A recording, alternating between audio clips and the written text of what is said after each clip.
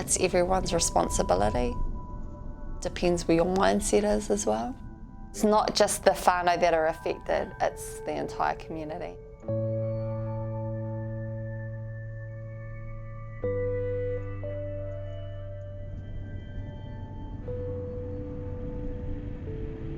The implications of fatal crashes are huge, and we're talking about hundreds and hundreds of people affected by a single death on our roads.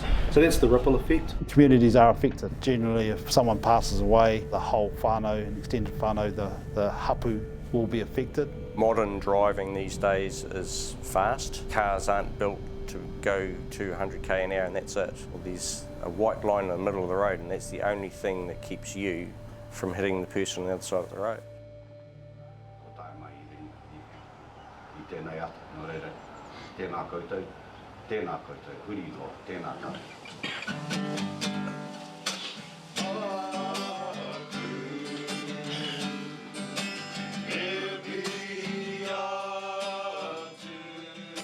Kia ora tātou, my name is Diana Kirangi and I'm the Road Safety Educator for Tairāwhiti Roads. I coordinate Whakamania, a one-day program targeted at recidivist drink drivers. Favourite food is boil-up and honey. And Whakamania, when translated, means be empowered. So this is something that we strive to achieve throughout our program. The superpower is Super Saiyan from Dragon Ball Z. Somebody recognised it.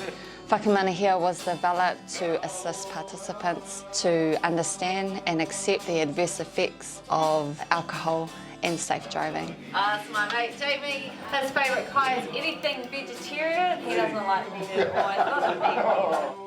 Kia ora, my name's Jamie Hutana, policeman here in Tairāwhiti. I know introductions are hard for a lot of people, but that's part of us. We sort of start introducing and laughter. Kia ora, this is my friend Di. Favourite TV programme, it just started, she was telling me it's called Naked Distraction.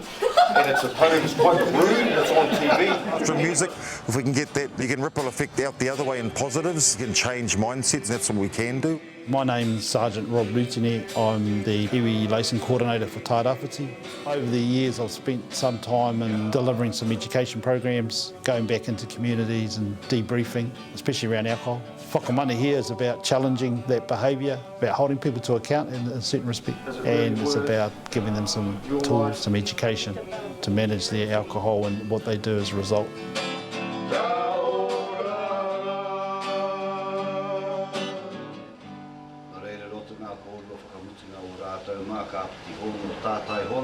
Te hunga mate ki te hunga mate, haere atu koutou, haere atu rā whakangaro atu. Pati hono tātai hono, tātou te kanahui ora, e huhu mai nei I raro te tāhu o tēnei whare, tēnā koutou, huri no, tēnā tātou katoa.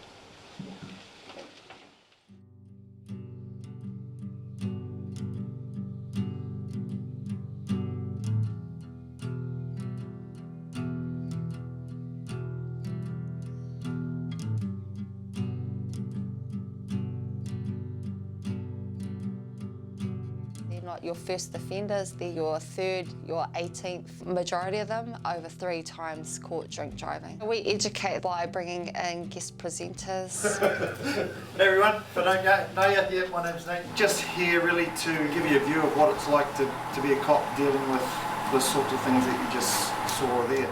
It's not just thinking about themselves, it's about our younger generations, our future generation. What I really want to do is just get some kōrero going about the drinking culture here in Tairāwhiti, our attitudes and beliefs around drink driving, because that's why we're here. You tell me, what's the culture of drinking in Tairāwhiti?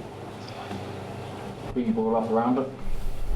The main problem with road deaths in this area has been the casual attitude of people towards drinking, towards drugs, and a complacency. On a weekly basis we have a culture here that is acceptable to drink regularly for whatever reason. It's become normal, whereas others would say, well, we'll drink on special occasions or because we've played a game of rugby and we feel like a drink because we've been out there and we've exerted energy. For others in this community, it's a way of life and it becomes a norm. If you're accepting that, the driving aspect to it and what you do as a result of the drinking is secondary. Even that one, because you know what that one does. Everyone goes for one. What's one? You bullshit, because when you get home and told your missus you had a couple, she knows you've had a box. Okay? That's a couple. What, a couple boxes?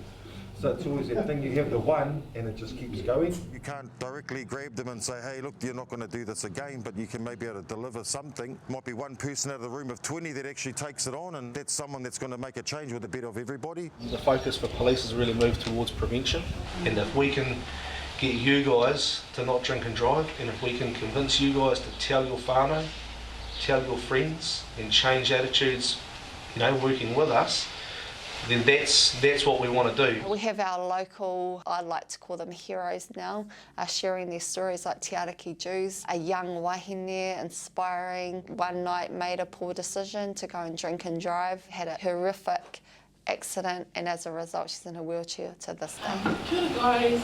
Kia ora. Tairāwhiti comes in and speaks about her experience and how it affects her family and the poor decisions that she made. I share my kōrero quite often, with the intentions that our whānau would consider, making a different choice, because it's not worth it. Like, straight up, if I could go back and change my choice, whether it's asking a bro to pick me up or just walking, catching a taxi, ring my whānau to pick me up, I would so wish I could change. People see me as this bubbly person, but they don't see the hard stuff that I have to go through every day, going to the toilet, going places where there's stairs. And for someone who was very independent to someone who needed help, it was hard. So I went through those stages, of depression, and I thought, there was no hope. Like, I'm useless, I can't do anything. I went to that far of depression that I found a cord tied around my neck, and I was going to finish off what my crash pretty much started. But the voice in my head was just like, don't do it, don't do it. It's not like I wanted to die, it was just I wanted the pain to stop, the pain of not being able to do what I could do before.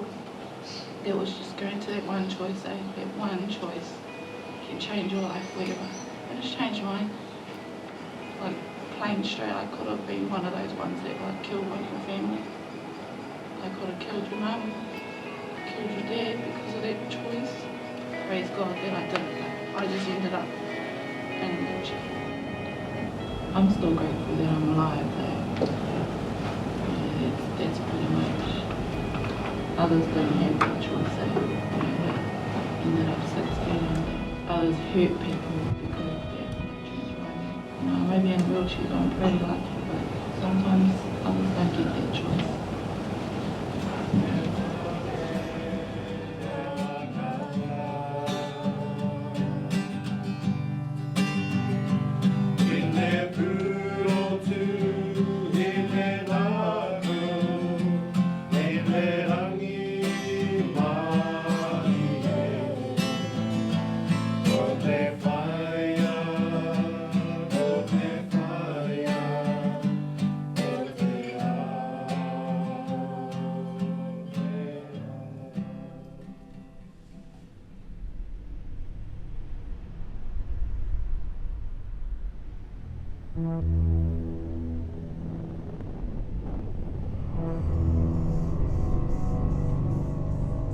My name's Derek Goodwin. I've been with Fire and Emergency New Zealand for about 27 years. I commentate on what it is that's happening in front of the participants so that they can understand that we're always very aware of the golden hour, which means from the time of the accident to the person being basically in surgery to being fixed up, we've got roughly an hour to give them the best possible results. When we arrive, we have the collaborative approach where we're talking with everyone, and we always take the lead from St John. They're the ones that know which ones are needed to be removed now.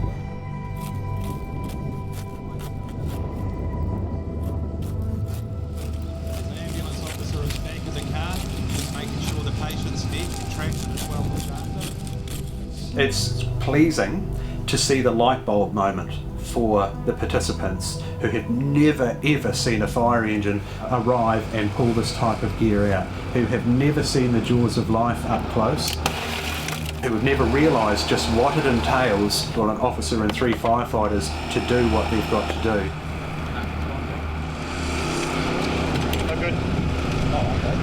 I've just been informed that unfortunately during the demonstration, the ambulance officer will do this sort of thing, and then we move into a different phase where our crews start to slow down.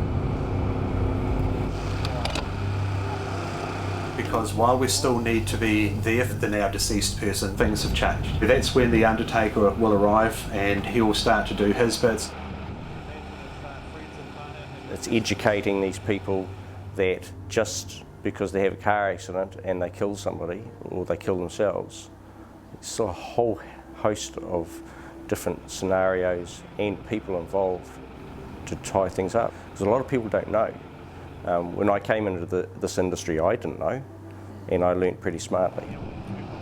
My part of the presentation is to close off the seminar, to give the attendees the end result, basically. You know, this isn't the final destination. The final destination is when you're either buried or cremated, and your family has got to go through that grieving process. Breaking it down to brass tacks, you're dead. Not about you, it's about your family. It's about giving your family the time to spend with you, to farewell you.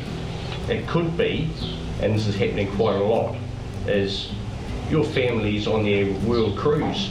They're over in Yugoslavia, and it's going to take them a week to 10 days to get home. What are we going to do? We're going to put you in a fridge for 10 days. Is it possible or not? Oh, absolutely. But whether their viewing experience when they get home is desirable or not might be another question. But if you're embalmed, then that's not complicated at all.